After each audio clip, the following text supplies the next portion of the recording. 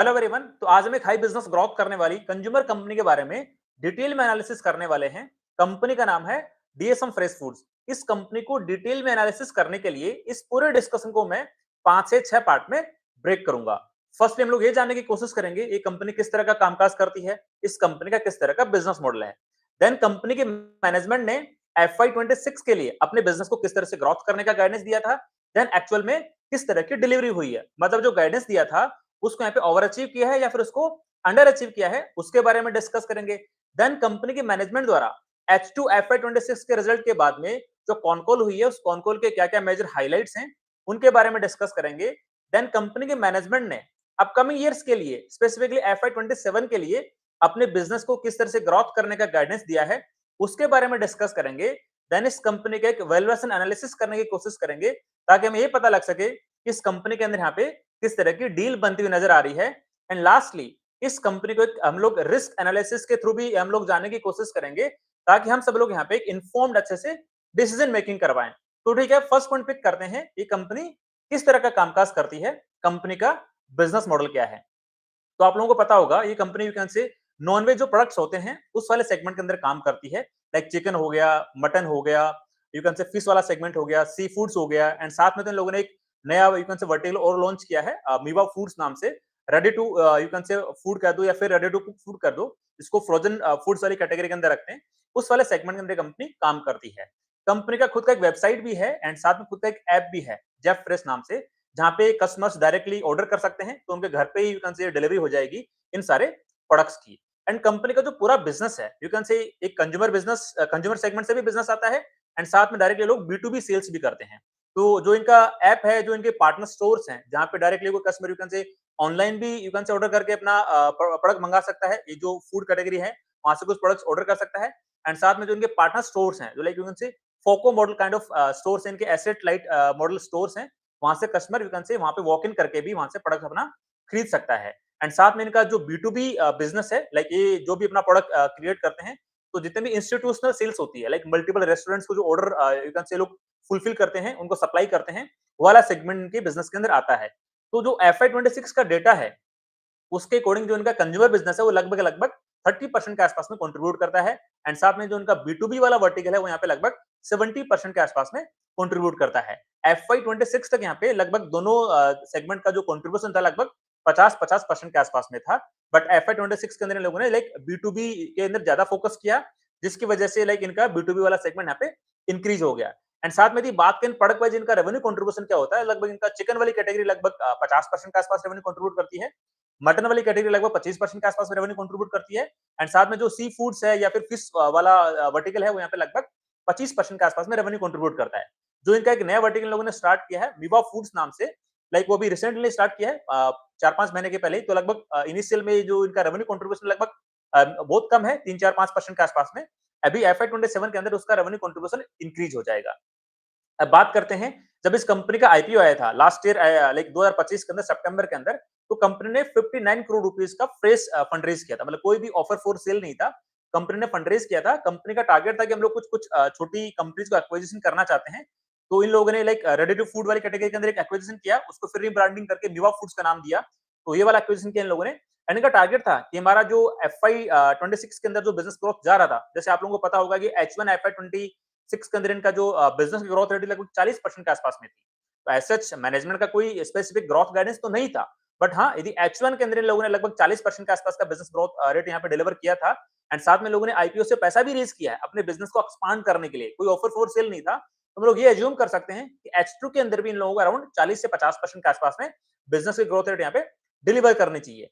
तो देखते हैं एक बार इस कंपनी ने लाइक अपना FY26 के अंदर बिजनेस किस तरह से यू कैन से डिलीवर किया है, स्पेसिफिकली H2 FY26 के अंदर बिजनेस की ग्रोथ रेट क्या है, एंड होल FY26 के अंदर FY25 के कंपैरिजन में किस तरह से इस कंपनी का बिजनेस परफॉर्म किया है। एंड साथ में ही इस बिजनेस से जो भी दूसरे रिलेटेड पैरामीटर्स हैं उनको भी एक बार अच्छे से गो थ्रू करने की कोशिश करेंगे। तो कंपनी की मैनेजमेंट तरफ से जो इन्वेस्टर प्रेजेंटेशन यहाँ पे आई है उसको एक बार मैं यहाँ पे प्रेजेंट कर देता हूँ, ताकि हम लोग सारे पॉइंट्स डिटेल में क्लियरली अच्छे से डिस्कस करें, ताकि हमें बेटर क्लैरिटी मिल पाए बिजनेस के अराउंड, राइट। तो फर्स्टली बात कर लेते हैं लाइक सेल्स ग्रोथ के बारे में, टॉप लाइन ग्रोथ के बारे में, बिकॉज वो सबसे इंपॉर्टेंट पैरामीटर होता है किसी भी बिजनेस के लिए। तो फर्स्टली बात करते हैं H2 FY26 के लिए। तो लास्ट ईयर जो H2 FY25 था उसके कंपैरिजन में 96% से इनका टॉप लाइन ग्रोथ किया है, रेवेन्यू ग्रोथ किया है। एंड यदि बात करें एबिटा मार्जिन के पर्सपेक्टिव से, तो लास्ट ईयर H2 FY 25 में इनका एबिटा मार्जिन था लगभग 17.40% के आसपास में। इस बार एबिटा मार्जिन है लगभग 12.7% के आसपास में। मतलब एबिटा मार्जिन के अंदर लगभग पौने 5% से इनका डिप दिखाई पड़ा है। तो हमने जो डिस्कस किया था ना कंपनी के बिजनेस मॉडल के अराउंड, कि लास्ट ईयर तक इनका B2C और B2B का रेवेन्यू जो कंट्रीब्यूशन था 50-50% के आसपास कंट्रीब्यूट करता था, जबकि H2 FY 26 के अंदर इनका जो B2B का रेवेन्यू कंट्रीब्यूशन है बढ़ के 75% हो गया। और आपको पता है B2B के अंदर मार्जिन कम मिलते हैं, इसलिए इनका जो एबिटा मार्जिन यहाँ पे फॉल करता हुआ दिखाई पड़ा है। बात कर लेते हैं इनकी प्रॉफिटेबिलिटी के पर्सपेक्टिव से, तो जो इनका प्रॉफिट है वो यहाँ पे वाई ऑन वाई लगभग 11% से ग्रोथ किया है, जबकि इनका जो प्रॉफिट बिफोर टैक्स है वो 43% से ग्रोथ किया है। तो ऐसा क्या लॉजिक है, इसका भी एक बार देखेंगे कि मैनेजमेंट यहाँ पे कॉन कॉल के अंदर क्या बोला है कि लाइक प्रॉफिट बिफोर टैक्स 43% से ग्रोथ होने के बावजूद भी इनका प्रॉफिट यहाँ पे केवल 11% से क्यों ग्रोथ हुआ है H2 के अंदर। एंड यदि बात करें फुल ईयर FY 26 के बारे में, तो इनका वाई ऑन वाई रेवेन्यू यहाँ पे लगभग 69% से ग्रोथ किया है। बात करें एबिटा मार्जिन के पर्सपेक्टिव से, तो जो इनका एबिटा मार्जिन आया है लाइक FY 25 में समथिंग 12.5% के आसपास में था। इस साल जो इनका एबिटा मार्जिन यहाँ पे है लगभग 14.1% के आसपास में है। तो यहाँ पे लाइक आपके एबिटा मार्जिन अच्छे आए हैं पूरे होल ईयर की बात करें तो, राइट। बात कर लेते हैं पीबीटी के बारे में, तो इनका जो प्रॉफिट बिफोर टैक्स है लगभग 99% से ग्रोथ किया है, जबकि इनका जो प्रॉफिट आफ्टर टैक्स है वहाँ पे केवल 59% से ग्रोथ किया है। तो एक बार ये देखना पड़ेगा, यहाँ पे 2 क्वेश्चन अराइज होते हैं। फर्स्ट, इनका एबिटा मार्जिन में इतना खतरनाक डिप क्यों हुआ है और वापस इंप्रूवमेंट करने के लिए मैनेजमेंट यहाँ पे क्या काम करेगा। साथ में ही जो इनका प्रॉफिट बिफोर टैक्स अच्छा खासा ग्रोथ होने के बावजूद भी इनका पैट एक अच्छी रेट से ग्रोथ क्यों नहीं किया है, वो दोनों चीज कॉन्कोल के जो मेजर हाइलाइट्स हैं उनमें हम लोग डिस्कस करने की कोशिश करेंगे। अब देखते हैं लाइक कंपनी के मैनेजमेंट की तरफ से कुछ कुछ और जो इंपॉर्टेंट पैरामीटर्स हमें बताए हैं इन्वेस्टर प्रेजेंटेशन में, उनको एक बार मैं गो थ्रू करने की कोशिश कर लेता हूँ। तो लाइक इनका जो यहाँ पे इन लोगों ने मेंशन किया है, लाइक इनका जो जो से हमने ऑलरेडी वैसे डिस्कस कर लिया था, B2B यहाँ पे लगभग 68% से कंट्रीब्यूट किया है FY 26 के अंदर, B2C वाला सेगमेंट 32% से कंट्रीब्यूट किया है। एंड इनका लगभग नंबर ऑफ एसक्यूज 300 प्लस इनके एसक्यूज हैं। एंड साथ में जो इनका 300 ज्यादा फार्मर्स इनकी पार्टनरशिप है, लाइक जो एक्वाकल्चर वाले हैं, चिकन कैटेगरी वाले हैं, मटन कैटेगरी वाले हैं। मतलब कंपनी डायरेक्टली फार्मर से यहाँ पे यूं से अपना सोर्सिंग करती है, देन इनका जो प्लांट वहाँ पे स्लॉटरिंग का जो प्रोसेस होता है वो वाला पार्ट करती है। तो यहाँ पे कोई मंडी से प्रोसेसिंग रिक्वायरमेंट यहाँ पे नहीं होता है। एंड करंटली कंपनी 5 स्टेट के अंदर यहाँ पे लाइक ऑपरेटेड है। करंटली इनके 100 चैनल पार्टनर स्टोर्स हैं।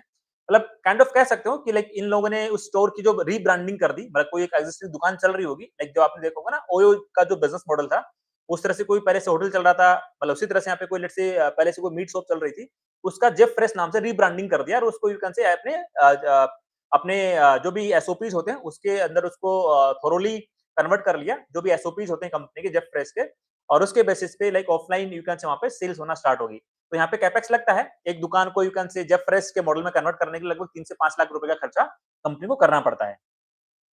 तो ये काइंड ऑफ एक बेसिक इन्फॉर्मेशन जो हमने डिस्कस करी है, लाइक चिकन कैटेगरी अभी 50% के आसपास में है, मटन कैटेगरी आपका 23% के आसपास है, फिश और सी फूड आपका 27% के आसपास में है। तो ये हमने डिस्कस करने की कोशिश करी है। अब देखते हैं कुछ और स्लाइड जहाँ पे हमें इंपॉर्टेंट इन्फॉर्मेशन मिल जाए तो ये इनका लाइक ये जो मैंने आपसे प्रोसेस डिस्कस करने की जो बात करी थी, इनका मंडी को बाईपास कर देते हैं, इससे इनके 6 टू 8% के मार्जिन एक्स्ट्रा हो जाते हैं। फार्मर से डायरेक्टली सोर्सिंग होती है एंड जो इनका प्लांट होता है वहाँ पे लाइक प्रोसेसिंग होती है, फिर लास्ट में जो भी डिलीवरी इनको करना होता है इधर कस्टमर को या फिर B2B सेल्स वाले को, वो यहाँ पे डिपेंड। एंड साथ में इनका सबसे इंपॉर्टेंट पार्ट है कि इनका क्वालिटी से कोई कॉम्प्रोमाइज नहीं है। मतलब यहाँ पे फार्मर से ये लोग ने फ्रेश यू कैन से लाइक प्रोक्योरमेंट किया, उसके बाद में उसको अपने लाइक प्लांट में लाके स्लॉटरिंग करके फ्रेश हाइजीन मेंटेन करते हुए अच्छे से उसको मेंटेन किया, लाइक यू कैन से क्वालिटी फूड्स यहाँ पे डिलीवर किया है। साथ में बात कर लेते हैं कुछ और इंपॉर्टेंट पैरामीटर्स के बारे में। यस, जो इनका ये मीवा फूड्स वाला इन लोगों ने जो लाइक रेडी टू ईट और रेडी टू कुक वाला प्रोडक्ट है, वो भी इंट्रोड्यूस इन लोगों ने कर दिया है। एंड नेक्स्ट और कुछ स्लाइड की मैं यदि बात करूं जहां पे हमें कुछ इंपॉर्टेंट बिजनेस इंफॉर्मेशन मिल सकती है, ये इनके होरेका पार्टनर्स हैं जो B2B सेल्स करते हैं, लाइक जोमेटो, हाइपरप्योर है, बहुत सारे लाइक रेस्टोरेंट्स में यहाँ पे सप्लाई होती होगी। मतलब multiple there are an number of restaurant chains जहाँ पे लाइक इनका लाइक डायरेक्ट सप्लाई होता है B2B सेल्स के रूप में। एंड यदि मैं बात करूँ कुछ और पैरामीटर के बारे में, तो इनके प्लांट की बात कर लेते हैं, कैपेसिटी प्लानिंग की बात कर लेते हैं। दिल्ली में इनका प्लांट है, 1800 टन एनुअली इनकी कैपेसिटी है। मुंबई में प्लांट है, बेंगलुरु में प्लांट है एंड ये चंडीगढ़ में प्लांट है जो मीवा फूड्स नाम से है। तो इन लोगों ने इस कंपनी का एक्विजिशन किया था अभी 4-5 महीने पहले ही, जो आईपीओ से प्रोसीड आया था उसके बेसिस पे। तो वो वाला प्लांट इनका चंडीगढ़ में बेस्ड है। और यदि हम लोग बात करना चाहें इनका, ठीक है, ये वाला तो एज सच ठीक है, मतलब इन लोगों ने जहाँ-जहाँ पे अपना बिज़नेस एक्सपेंशन कर रखा है, उसके बारे में इन लोगों ने बताया है। कर्नाटका इनका 28% रेवेन्यू कंट्रीब्यूट करता है, हरियाणा इनका 28% रेवेन्यू कंट्रीब्यूट करता है, महाराष्ट्र 23%, दिल्ली 12%, उत्तर प्रदेश इनका 8% आसपास में रेवेन्यू कंट्रीब्यूट करता है। तो ठीक है, थोड़ा बहुत यू कैन से अभी तो इनके पास बहुत बड़ा स्कोप पड़ा है, पैन इंडिया के अंदर अपने पाँव फैलाने के पर्सपेक्टिव से। अभी तो इन लोगों ने लगभग 4-5 स्टेट के अंदर ही अपना प्रेजेंस यहाँ पे दिखाया है।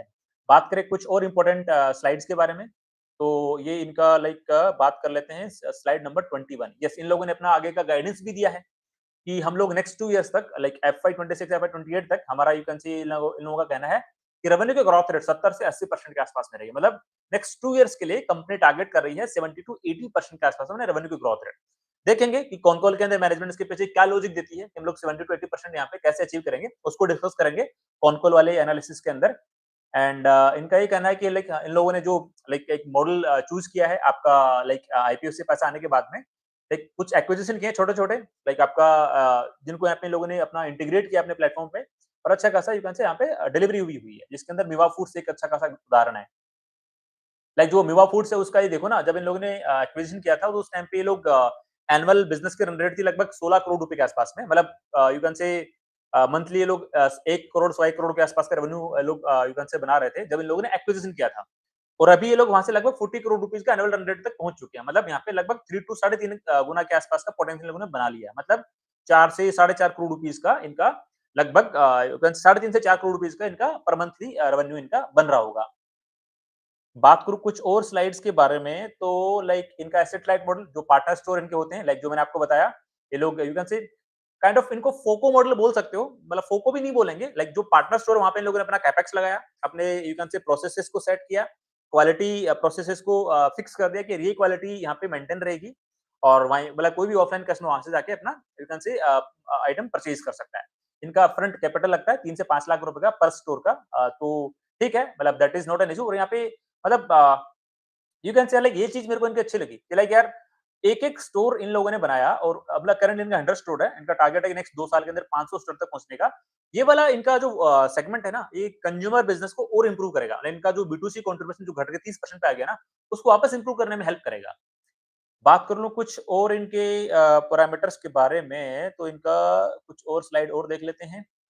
यस, प्रोडक्ट पोर्टफोलियो एक्सपेंशन की नए-नए प्रोडक्ट कैटेगरी ये लोग लॉन्च करते जा रहे हैं, अच्छी बात है। तो इनका प्रोडक्ट मिक्स चेंज यहाँ पे इम्प्रूव हो रहा है, बहुत अच्छी बात है। एंड कुछ बात इन लोगों ने रिसेंट में एक और बहुत अच्छा इन्वेस्टमेंट किया है।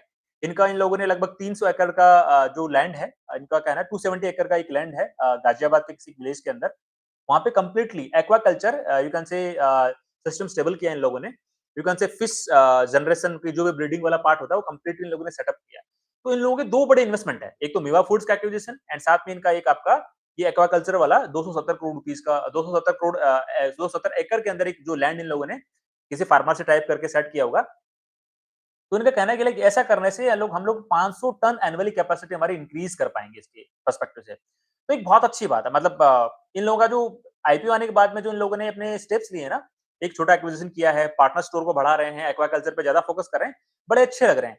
ठीक है, एक बार कॉन-कॉल भी अच्छे से एक बार डिस्कस करेंगे, ताकि एक बार हमें ये भी पता लगे कि ये लोग जो काम कर रहे हैं अपना अच्छे से जो-जो भी इन लोगों ने अपना स्ट्रेटेजिक डिसीजन लिए हैं, आईपीओ का पैसा आने के बाद में लगभग 59 करोड़ रुपीज़ आईपीओ से रेज़ किए थे, उस पैसे को सही जगह डिप्लॉय कर रहे हैं। ये तो इन्वेस्टर प्रेजेंटेशन में दिखाई पड़ रहा है।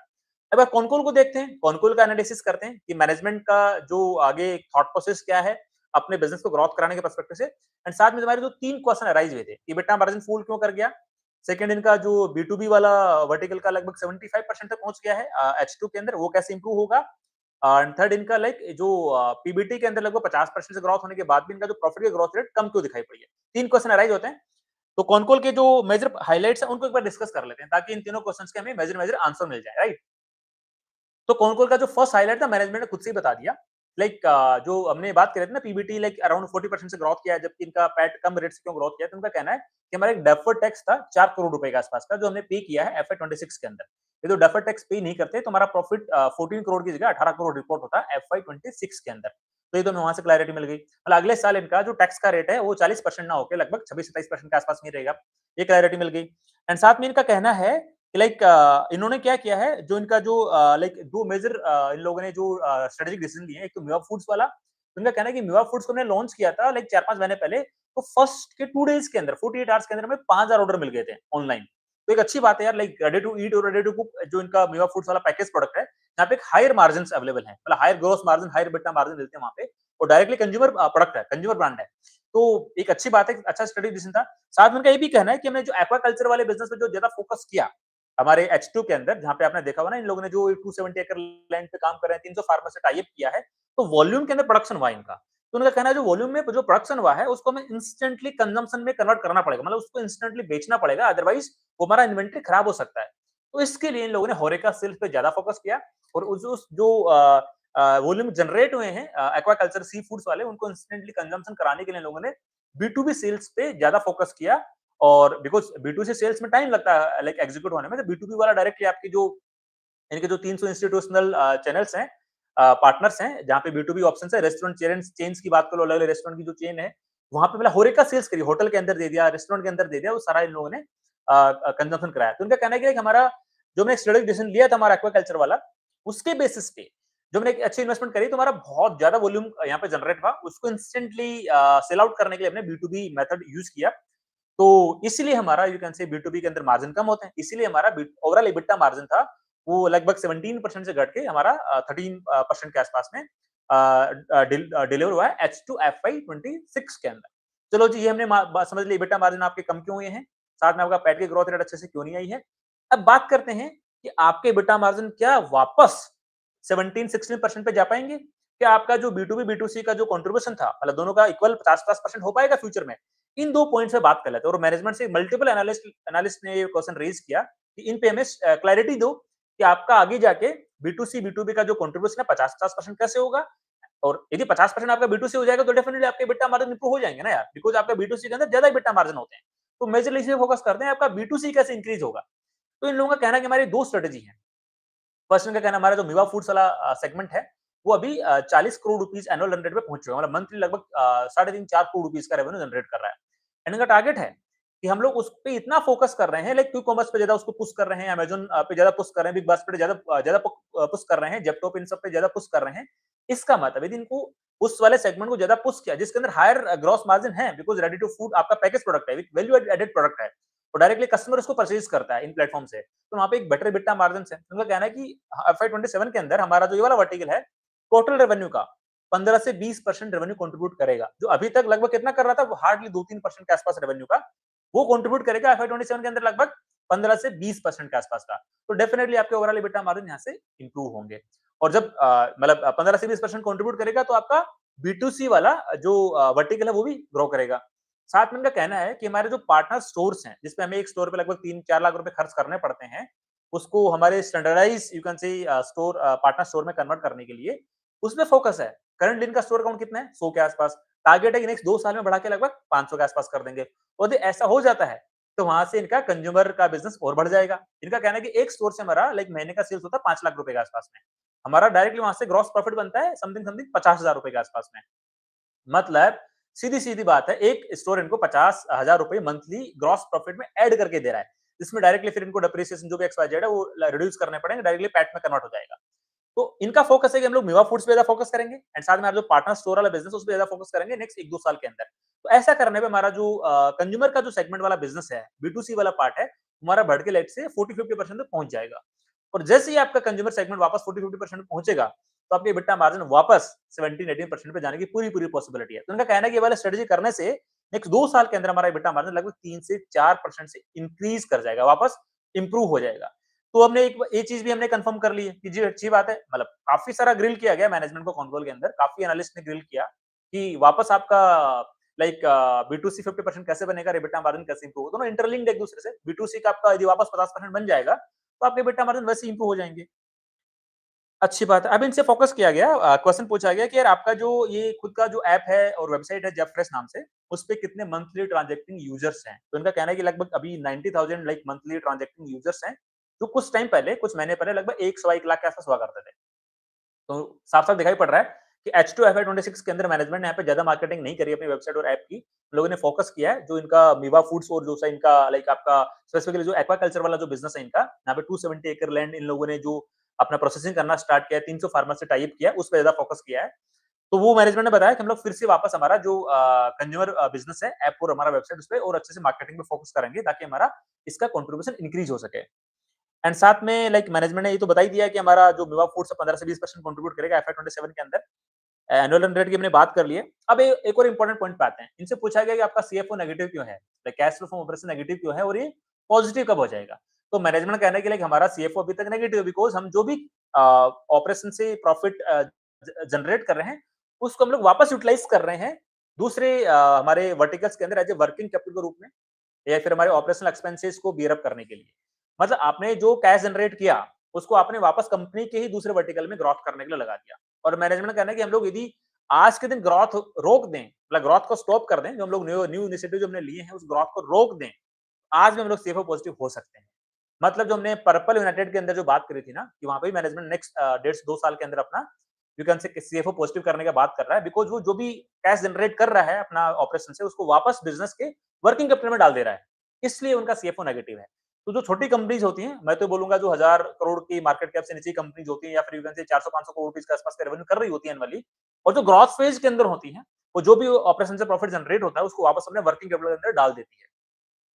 अच्छी बात है, ठीक है, अपनी बिज़नेस को ग्रोथ कराने के लिए उस वाले एंगल से अपना बिज़नेस को एग्ज़ीक्यूट कराने के लिए अपने जनरेटेड प्रॉफिट्स को आप लोग अपने वर्किंग कैपिटल में डाल रहे हो, अच्छी बात है बिज़नेस के लिए। और मैनेजमेंट का कहना है कि नेक्स्ट 2-3 साल तक हम लोग वापस फिर से वैकेंसी लगभग हमारा सीएफओ पॉजिटिव यहाँ पे हो सकता है। एंड करंटली हमारे पास बैलेंस शीट के अंदर जो कैश पड़ा हुआ है लगभग 25 करोड़ रुपए का कैश पड़ा हुआ है और हमारा जो डेट टू इक्विटी रेशियो लगभग 0.5 के आसपास में है। तो इनसे पूछा गया कि आपका क्या फर्दर प्लान है फिर से पैसा रेज़ करने का? तो उनका कहना है कि लाइक इक्विटी से तो पैसा रेज़ नहीं करेंगे। हाँ, डेट वाला मेथड हम लोग चूज़ कर सकते हैं हमारे वर्किंग कैपिटल को फुलफिल करने के लिए, बट इक्विटी से पैसा उतना रेज़ करने का प्लान नहीं है। बिकॉज़ इनका डेट टू इक्विटी रेशियो बहुत कम है, 0.5 के आस-पास में है और कंपनी ग्रोथ फेज़ के अंदर है, तो इनको पैसा तो चाहिए होगा अपने बिज़नेस को ग्रो कराने के लिए। अब बात करते हैं सबसे इंपॉर्टेंट पैरामीटर कि जो मैनेजमेंट ने इन्वेस्टर प्रेजेंटेशन के अंदर जो लिखा है 70-80% से बिज़नेस को ग्रोथ कराने को लेके, उस पे जब इनको ग्रिल किया गया कि बताओ आप 70% बिज़नेस ग्रोथ रेट कैसे अचीव करोगे? उस पे आंसर दो। तो स्पेसिफिकली फर्स्ट तो इनका आंसर यही है कि हमारा जो मेवा फूड्स का जो हमारा सेगमेंट है, वो नया इंट्रोड्यूस हुआ है। लगभग 15 से 20% टोटल रेवेन्यू का कंट्रीब्यूट करेगा एंड साथ में जो इनका एक्वाकल्चर वाला बिज़नेस है, सी फूड्स वाला बिज़नेस है, वो यहाँ पे अच्छा खासा यू कैन से कंट्रीब्यूट करेगा बिकॉज़ उस पे बहुत ज़्यादा स्ट्रेटेजिकली फोकस किया गया है, H2 FY 26 के अंदर। तो मतलब आगे जाके इनका वो वाला वर्टिकल बहुत ज़्यादा फ्लरिश करेगा बिकॉज़ जहाँ पे आपने ज़्यादा कैपिटल डिप्लॉय किया, वहाँ से अच्छा खासा रेवेन्यू तो जनरेट होगा, डेफिनिटली होगा।